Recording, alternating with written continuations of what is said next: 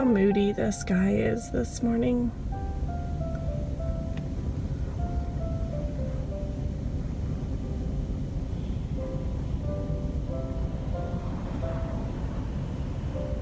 Isn't that gorgeous?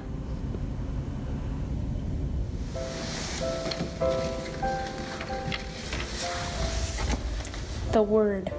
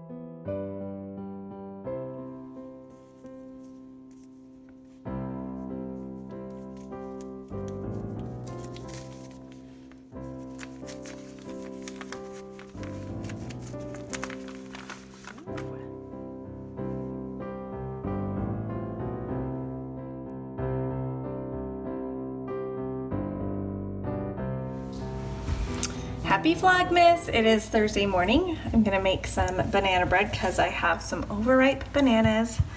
So yeah, I'll post this recipe below. It calls for walnuts, but I use some chocolate chips. I just put a few of the little mini chocolate chips. I don't know if you can see those or not, but put a few of those in there. Yeah, so I will go ahead and get this going in the oven. It's warm banana bread is definitely a favorite.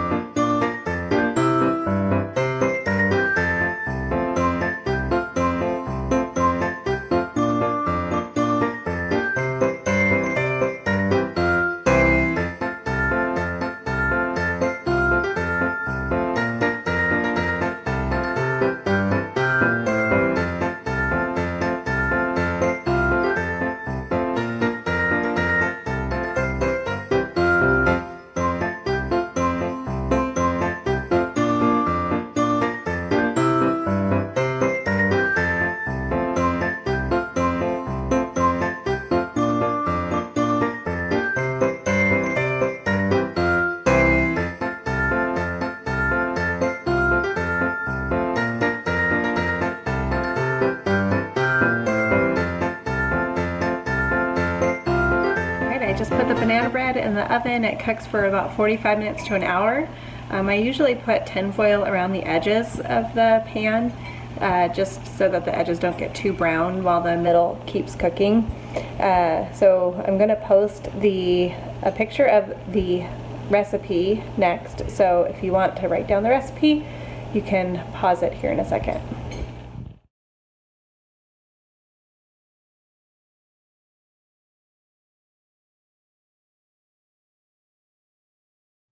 So we go through a lot of flour in our house. I make homemade bread, like homemade sourdough bread and whatnot.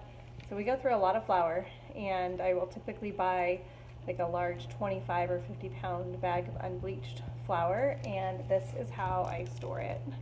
Store it in a food saver bag, and then inside that food saver bag is a paper bag, like a grocery, like one of the small little grocery ones that you put like your wine bottles in or whatever. And what that does is when you food saver it, it holds the flour in the bag, because if you food savored it, it's sucking out all the air, and the flour is so fine that it would just suck out the flour and then it wouldn't seal. So it's hard as a rock. Like, look at this. Like, it's super hard. Like, I can't squish it or anything. But then I just open it up and I'll put it in my canister, and it's about how much I need to fill a canister is how we divided them up. And then I'll even reuse the food saver bags just so that there's less waste from year to year, and it does keep the cost down for the storing of the flour as well.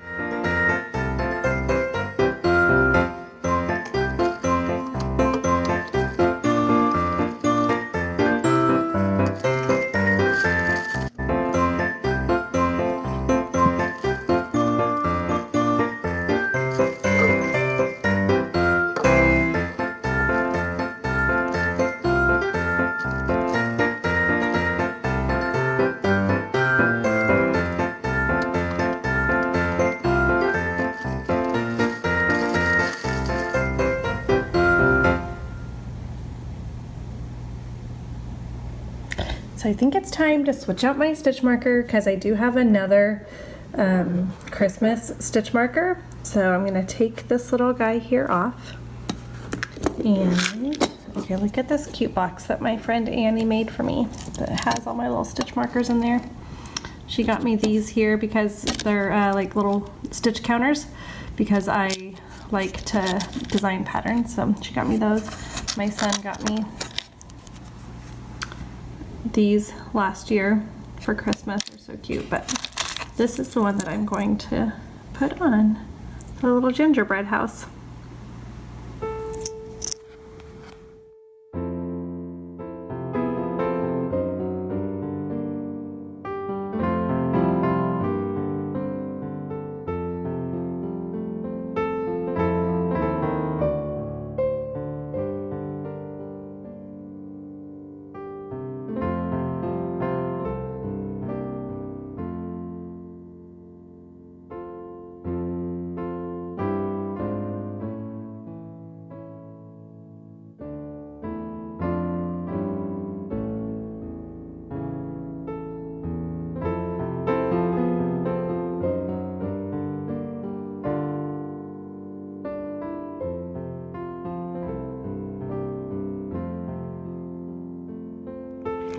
I'm tidying up my room and I came across my birthday present from my friend Annie over at Hadley Homemaking, and every time I walk by this, it's just kind of been sitting on my dresser, and every time I walk by this Hue Loco November birthstone kit, I just love it. Like, look at this. Look at how beautiful that is.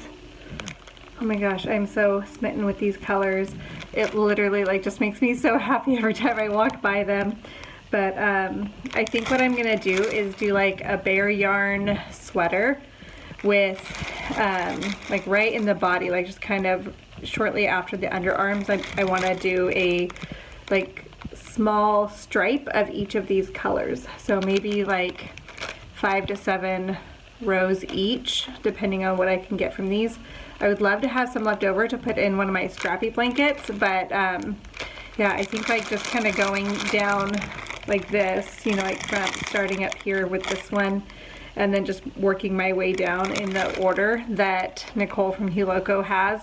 I think that would look so cute. I'm really excited now, like, but I have all these plans for sweaters and yarn coming and all of this stuff, but now I just want to cast this on, and I'll probably just use bare yarn and do like a fingering weight sweater with all these, and just have that little little section of lines. I think there's 10 in here, so it would be 10 stripes of each color. And if this top one is too close to the bare yarn, then I'll start with this one and just put this one in my blankets and stuff, and that's fine. Or I can maybe move this one somewhere else down the line so that it's not right there up against like the bare yarn color, since it's so similar. And this one may even be undyed, I'm not sure.